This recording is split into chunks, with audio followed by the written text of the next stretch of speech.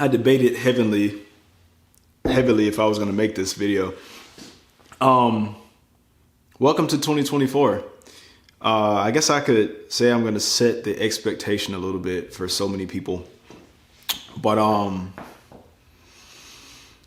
sorry that I'm going to disappoint so many of you this year in the pursuit of doing stuff that I actually like doing.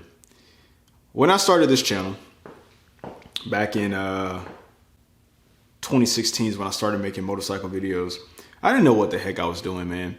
I thought it was cool. I was following what other people were doing. I was like, dude, they strap a camera to a helmet and make videos. That's cool. And so that's what I did. And then once you find out you can make money doing it, people try.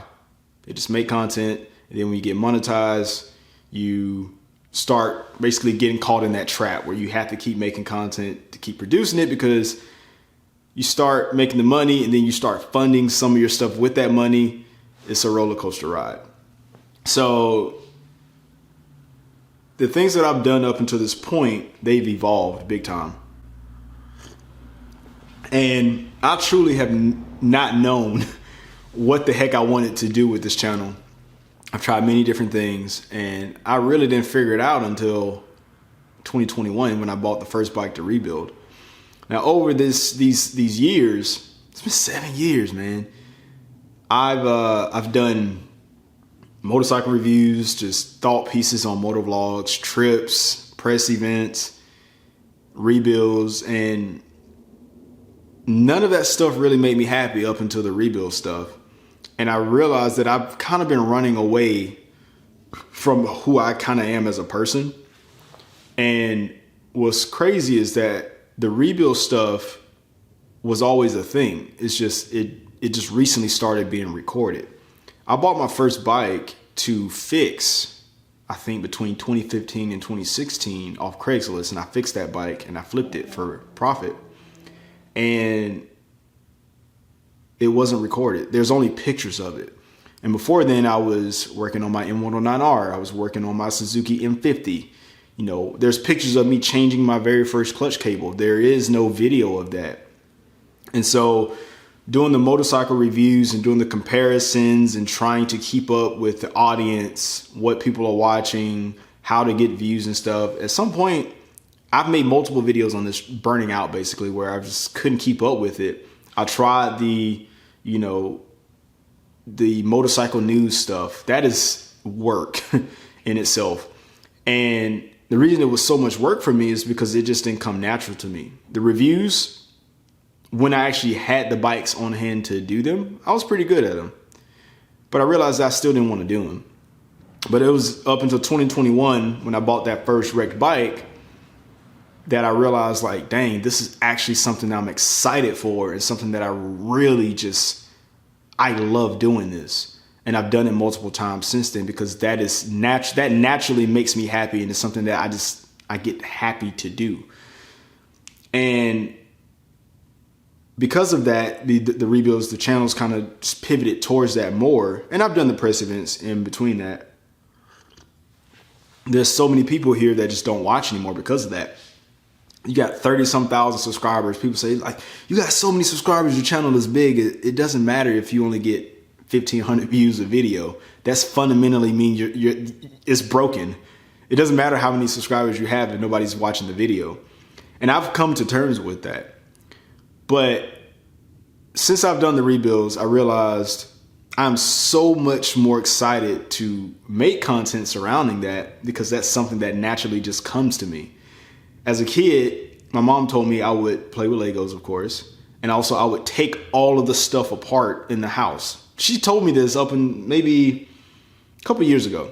She said that that's what I would do, because I was fascinated how stuff was put together, and I would, challenge myself to put it back together. One of the toys I remember most is the Inspector Gadget toy you get from McDonald's, where it was literally like the cartoon, where his arm was a different tool, and his legs and his hat and all that stuff. You would put it together, and each piece would do something different. I love that toy.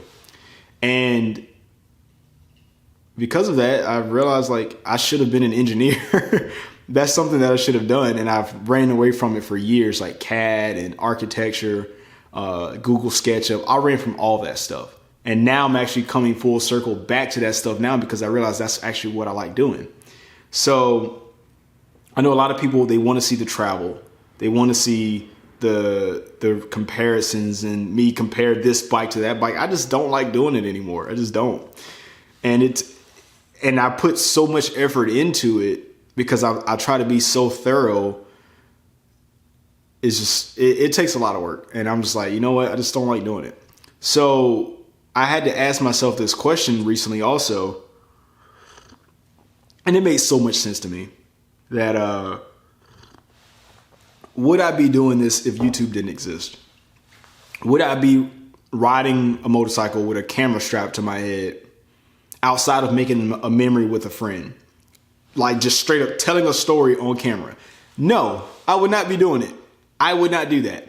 I have old video of me setting the camera up, doing funny stuff, pranks and stuff like that. Yes, I have those type of videos. But would I be comparing a motorcycle in detail that I do it? Would I be going to demo days just to record my rides? No, I wouldn't be doing that. Would I still go to demo days just to ride the bikes to figure out if that's something I want to purchase? Absolutely. But would I be recording myself rebuilding bikes in this level of detail? Probably not. But would I still be taking pictures and recording myself rebuilding these bikes for my own personal journal and to see my progress? Absolutely. I would still be rebuilding bikes even if a camera was not involved, even if social media was not involved. I would still be rebuilding bikes. And that is why I have doubled and tripled all in on rebuilding bikes, because this is something that I truly want to do. And so I understand that there's a lot of people that were here for other things. Straight up, I'm going to tell you, hey man, just unsubscribe. I'm not going to be mad. I promise you. That is something that one of those things where the relationship just has outgrown itself. And there's going to be some times where I probably will still do some type of press event. Hopefully I still get invited to the press events. It's kind of changed because I don't really cater to one brand anymore, but I like giving those experiences on how something makes me feel, the challenge that I have with something versus directly comparing something to something else. I don't like comparing stuff. So if those opportunities come up, then absolutely I would do that. But in this game, this motorcycle game, comparing, when you see other stuff out there, when they're comparing like smaller priced items, like $500 smartphone to $1,000 smartphone, or this helmet to that helmet, that's a lot different than comparing a $10,000, $15,000, $20,000 motorcycle to another $10,000, $15,000, $20,000 motorcycle, because it takes more money to do that.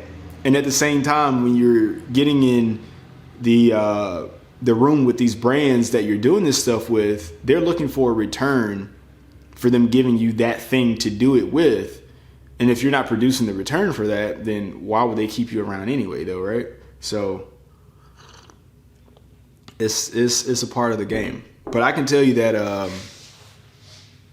I'm super happy with what I'm doing here, and it's just a matter of finding what you're happy doing and just continuing to do it. So I understand that, again, people want something else, but I'm just not willing to do it. So it's changed, and I'm sorry, but this is what it is.